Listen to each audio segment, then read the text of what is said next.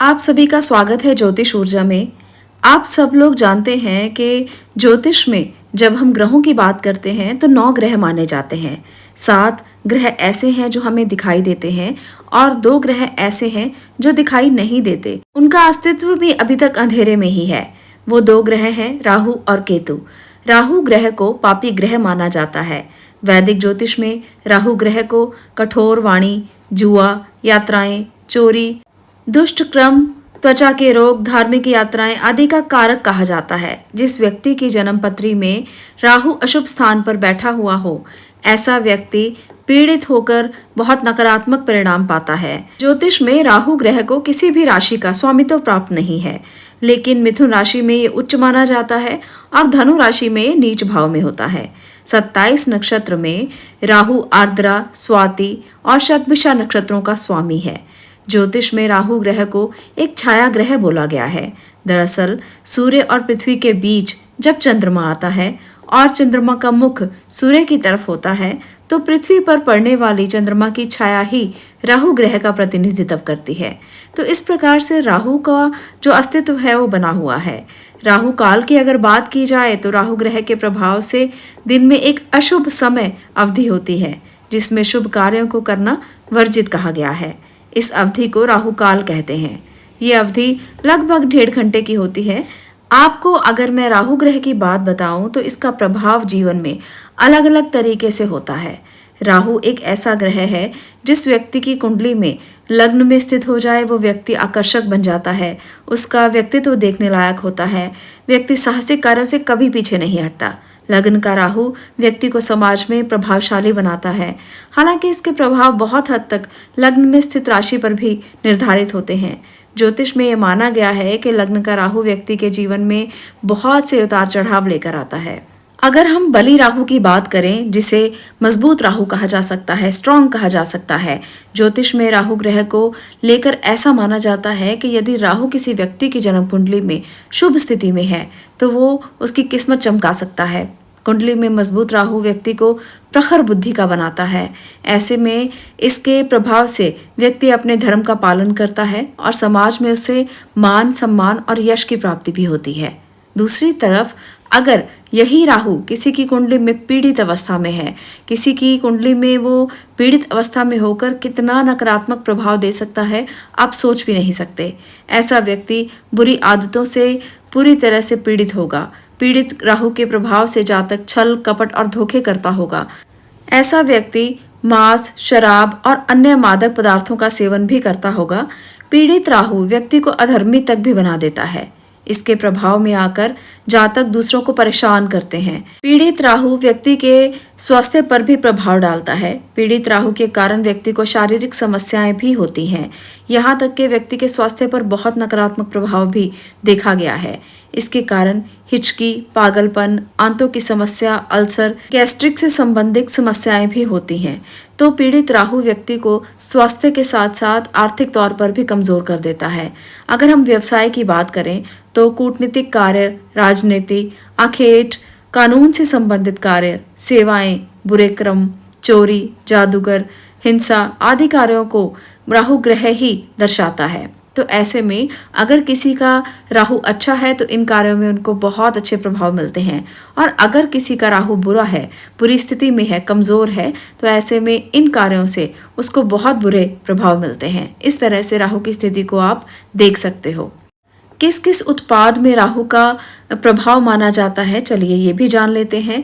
मांस, गुटखा, शराब, तंबाकू, बीड़ी, सिगरेट, मादक पदार्थ, ये सब राहु ग्रह के अंतर्गत आते हैं। इसके साथ साथ शराब की दुकानें, जुए के अड्डे, कूड़े के ढेर, इन स्थानों पर भी राहु का प्रभाव देखा जाता है। तो राहु एक ऐसा ग्रह है जो बुरी चीज़ों के आसपास ही घूमता है। ऐसा व्यक्ति जिसको राहु का बुरा प्रभाव है वो बहुत से व्यसनों से ग्रसित देखा जाएगा। अगर पशु पक्षियों की बात की जाए तो जितने भी जहरीले जीव जंतु हैं वो सभी राहु के प्रभाव से ग्रसित माने जाते हैं और इन सभी को हम राहु ग्रह से पीड़ित मानते हैं। अगर जड़ों की बात की जाए तो नागरमुथा की जड़ अगर रत्नों की बात की जाए तो गोमेद रत्न, रुद्राक्ष की बात करें तो 8 मुखी रुद्राक्ष और यंत्र की बात करें तो राहु यंत्र। आप लोगों को इसके लिए इस्तेमाल करने चाहिए। जिन व्यक्तियों का राहु पीड़ित है, जिन व्यक्तियों का राहु खराब स्थिति में है, उनको ये चीजें इस्तेमाल करने से राहु के प्रभाव में कुछ ना कुछ कमी जरूर देखी जाती है। अब मैं बात करती हूँ धार्मिक दृष्टि से जुड़े हुए राहु के महत्व के बारे में। एक पौराणिक कथा है जिसको मैं आपके साथ अभी शेयर करने वाली हूँ। जब समुद्र मंथन से अमृत का कलश निकला तो अमृत पान के लिए देवताओं और असुरों के बीच झगड़ा होने लगा। तब भगवान विष्णु ने मोहिनी का रूप धारण किया और देवताओं और असुरों को अलग अलग पंक्तियों में बिठाया। असुर मोहिनी की सुंदर माया के मुंह में आकर सब कुछ भूल गए और उधर मोहिनी चालाकी से देवताओं को अमृत पान कराने लगी। इस बीच सर्वभानु नाम का एक असुर वेश बदलकर देवताओं की पंक्ति में आकर बैठ गया और अमृत के घूंट पीने लगा। तभी सूर्य और चंद्रमा ने भगवान विष्णु को उसके राक्षस होने के बारे में जानकारी दी। इतने में भगवान विष्णु ने अपना सुदर्शन चक्र निकाला और उसके सर को धड़ से अलग कर दिया और वो 2 भागों में बंट गया। ज्योतिष में यही 2 भाग राहु और केतु माने जाते हैं। राहु सिर का भाग है और केतु धड़ का भाग माना जाता है। इस प्रकार आप समझ सकते हैं कि धार्मिक दृष्टि के अनुसार ज्योतिष में राहु ग्रह का क्या महत्व है, कितना व्यापक है इसका महत्व। राहु को पापकत्री ग्रह कहा जाता है, इसलिए राहु के कष्टों को दूर करने के लिए कई उपाय किए जाते हैं। आज इस वीडियो में मैं कुछ ऐसे उपाय भी आपसे शेयर करने वाली हूँ जिनसे आपको राहु के दोषों से जरूर मुक्ति मिलेगी। अगर राहु केतु को छाया ग्रह की संज्ञा दी जाती है तो ऐसे में कई समस्याओं के समाधान के लिए अगर राहु के उपाय किए जाएं तो ये छाया आपके जीवन से जा भी सकती है। ऐसा नहीं है कि इसका प्रभाव हमेशा आपके जीवन पर बना ही रहेगा। आप इसके प्रभाव को दूर कर सकते हैं। जिस प्रकार से धूप में हमें हमारी छाया नजर आती है और अगर हम छाव में चले जाएं तो वो छाया हमसे दूर चली जाती है, बिल्कुल इसी प्रकार से जब हम उपाय करते हैं, पूजा पाठ करते हैं तो हम इस छाया से बच सकते हैं। राहु केतु के लिए सबसे ज्यादा अच्छा माना जाता है दुर्गा पूजा करना। माँ दुर्गा को छाया रूपेण भी कहा गया है, इसलिए इन छाया ग्रहों की शांति के लिए माँ दुर्गा की आराधना सबसे श्रेष्ठ रहती है।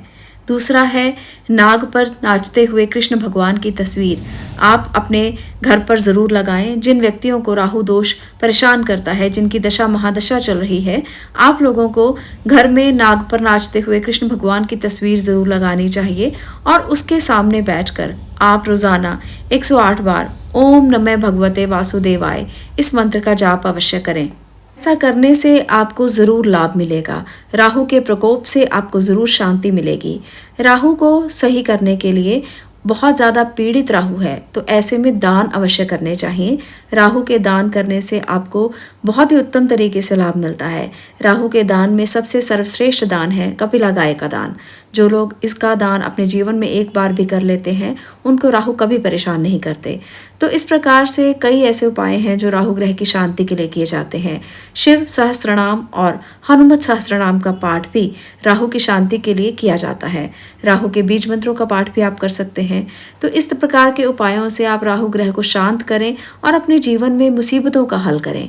आज के लिए इतना ही। अगर आपको ये वीडियो पसंद आई हो तो इसे लाइक अवश्य करें, शेयर करें, ताकि बाकी लोग भी ये जान पाएं कि राहु जैसे ग्रह से कैसे बचा जा सकता है, कैसे उसकी शांति की जा सकती है और कैसे मुसीबतों का हल किया जा सकता है। मैं मिलती हूँ अगली वीडियो में अगले विषय के साथ। आपको इसे देखने के लिए धन्यवाद।